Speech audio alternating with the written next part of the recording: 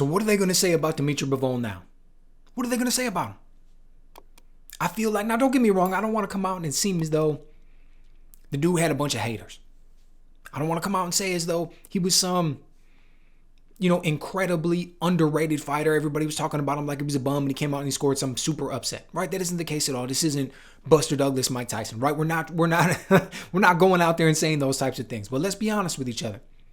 We've got a man here who basically at this point has beaten everybody in the light heavyweight division other than Beterbiev. Canelo steps up. Canelo's a significant favorite. He turns Canelo away convincingly.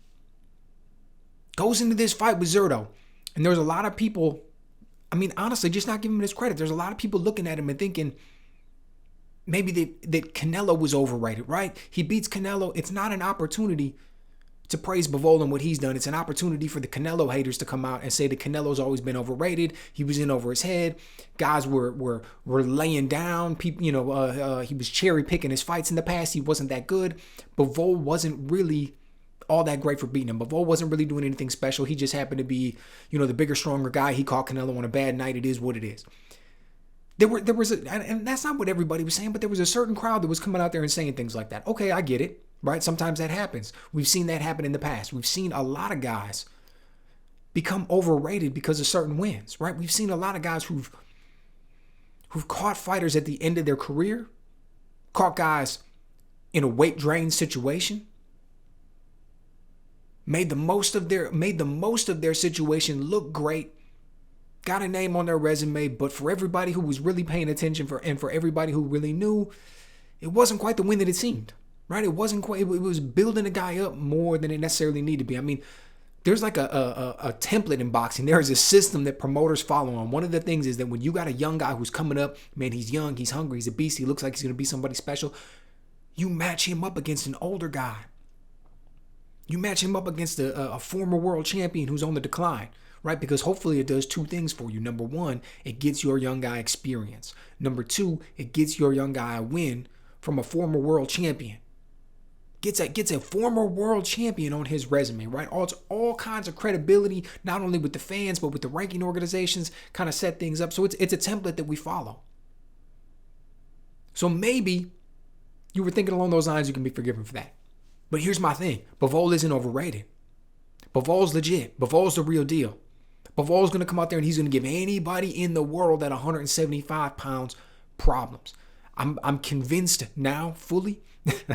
Man, the last thing Canelo should want is a rematch with the dude, man. He's gonna give him trouble every single time. I think he's gonna win 95 out of 100 times against Canelo, man. It's just the styles make fights. It is a bad matchup. Like, number one, his defense is overrated. I thought I was giving his defense credit coming into this fight. I wasn't. As much as I was saying about it, as much as I was praising his footwork, as much as I was talking about the way that he's able to pick shots off and catch and counter and do these different things, I still feel like it was underrated. I still feel like I wasn't giving him the credit he deserved. Look, guys, when you're out there against a much bigger man like Zurdo Ramirez, and maybe you're thinking, is he really that much bigger? They both weighed in at 175. I get it, but go look at that tape. Go watch that fight. When you give it the eye test, Zurdo looked a lot bigger than him. So he's bigger than him. He's got a guy who's known for punching power. He likes to come inside. He likes to be aggressive. He'll work the body. All of these things. Your defense is going to be tested. You're not going to be able to stand in front of a man. You're not going to be able to just be there to be hit, hoping that you're going to be able to just get your shots off and wear him down or discourage him. World title fight, dude's way too tough for that. So defense is going to be put to the test, and Bivol answers, man. He answers with the footwork. And look, is it the footwork that you see from a Lomachenko? No. Is it the type of shoulder roll defense that you see from Mayweather? No. That's kind of what's so deceiving about him, man. That's kind of what's so good.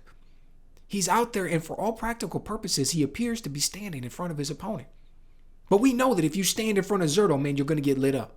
We know that if you stand in front of Canelo, you're going to get lit up. We know that if you stand in front of Joe Smith, you're going to get lit up.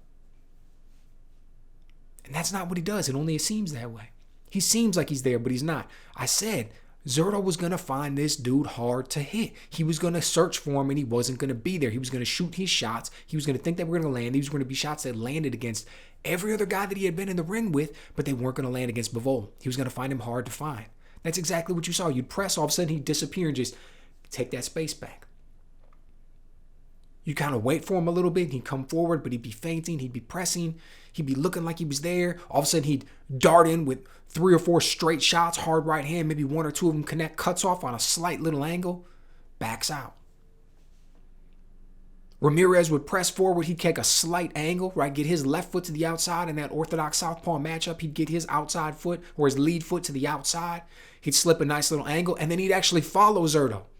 Zurdo would attempt to come past. He'd follow him, cut the angle, catch him with a nice counterpunch. Like, dude, it was small movements, nothing very quick, but it was like he was always in the right place. He was always on balance. He was always able to throw the shots that he wanted to throw, always in positions to hit and not be hit.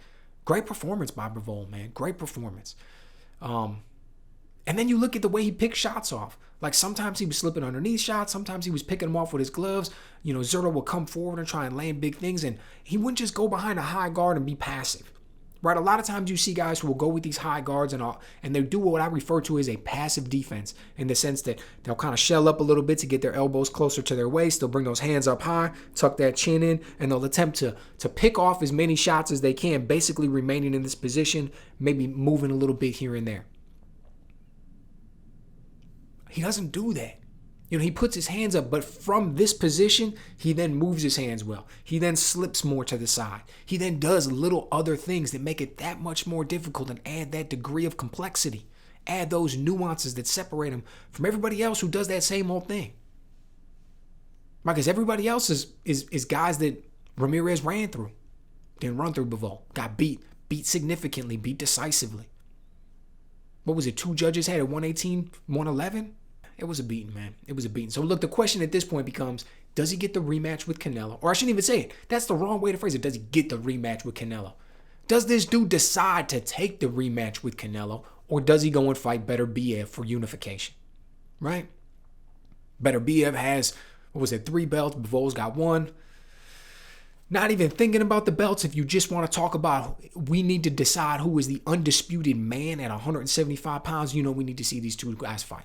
That's it, plain and simple. And I'll tell you right now, I got Bivol giving anybody trouble anywhere, anytime they fight. I'm not saying that he's going to beat Beterbiev. Beterbiev is a monster in and of his own right. Okay, we could sit here and we could talk about all day about the skills that dude brings to the ring. We don't even need to go into it right now. But my point is this. Nobody's running through Bivol. That defense that he has, the footwork that he uses, the counterpunching, the way he utilizes his reach and keeps guys on the outside, but he can also fight inside, all the different things that he can do. He'll give everybody trouble. Legacy. You go when you lock it up at 175. And from his perspective, he probably figures that Canelo is always going to want that fight with him because that's the black mark on Canelo's resume. Right? Everybody talks about the loss to Mayweather. But I really believe that Canelo kind of looks past that. You know, he's come out and he said, hey, I look at that more as like a learning moment. I don't even really look at that as a loss because I was so young. It was so early in my career. If I was able to fight Mayweather, the Mayweather that I fought then, if I was able to fight him with the man that I am now, I'd destroy him. Now, look, I'm not saying he destroy him, but I believe that he believes that. I believe that I always knew that when Mayweather took that fight, he was doing it for very strategic purposes. He was able to see what Canelo was going to be, man. He was able to see the talent that Canelo had, the drive, the dedication, the team he had behind him, the heights that he was going to reach. He was able to see all that. And he was like, dude, let me go out and get this young guy's name on my resume. Because when he goes to the stratosphere, to this superstardom type heights, I'll always be able to look back and say Floyd Mayweather's got a win over him. And that's exactly what he did. He took that young man out and he schooled him. Canelo won what? 0 rounds? Maybe 1 round you want to give him? He went out there and he just got smashed. Ring IQ wasn't even close. Shut down. His offense was completely shut down by the defense that Mayweather brings to the table. Like, he treated him as though he had no business being in the ring, yet we know that he did. We know that he deserved to be there with Mayweather, yet he got schooled as though that he did. Right? That was just the skill level that he brought. So I say all that to say, Canelo wants that rematch with Bivol. Do you think he wants it right now? Yeah. Do you think he wants it if Bivol beats Beterbiev? Absolutely. Do you think he wants it if Bivol were to go out there and lose to Beterbiev? Probably. So from the perspective of Bivol, you're going to get that rematch and the payday associated that comes with fighting Canelo. At any time you want it, man, you're in the driver's seat now. You won that first fight. Now Canelo's the guy chasing you. You know how everybody always wants to fight with Canelo? Everybody's always chasing him. Everybody always wants to get that payday. They're doing everything you can. You see guys from other sports like Kamaru Usman from the UFC coming over trying to call him out. Everybody wants to fight with Canelo, man. Everybody's chasing him. Canelo gets to sit back and choose what he wants. But now you got that leverage. Now Bivol has something that Canelo wants.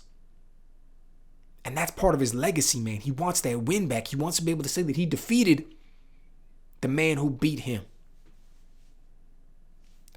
So I think Bivol, he said that he wanted to go for the legacy fight. He said that he wanted to get Beterbiev. I think strategically that's the way to go for a multitude of reasons, up to and including that Canelo fight ain't going anywhere. So let me know what you guys think. Were you as impressed with the performance that he put on tonight as I was? The way he was able to shut down Zurdo's offense, had him looking confused out there. A man who wants to be aggressive and come forward wasn't able to do it. Man who was much bigger, Bivol didn't cede ground. Very good performance by him tonight. What's next for him? What's next for Zurdo? Let me know what you guys think.